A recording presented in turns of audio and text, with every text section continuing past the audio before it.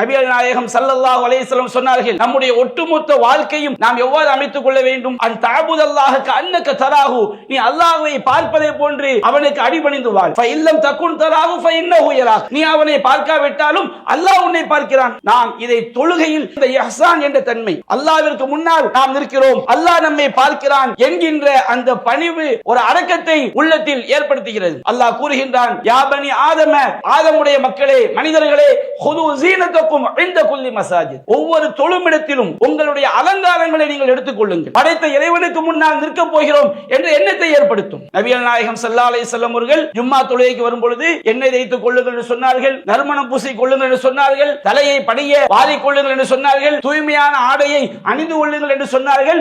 இதுவெல்லாம் எதனுடைய வெளிப்பாடு? நாம் படைத்த இறைவனுக்கு முன்னால் நிற்க போகிறோம் என்ற எண்ணத்தில் நாம் தொழுகைக்காக நம்மை அலங்கரித்துக் கொள்வது சிறந்தது. வீட்டில் தொழுதாலும் சரி, நாம் சிறந்த ஆடையை அழகிய முறையில் இறைவனுக்கு முன்னால் தொழப் போகிறோம் என்ற நிலையில் அழகிய ஆடை அணிந்து தொழுவது நமக்கு தொழுகையில் பணிவை ஏற்படுத்தும்.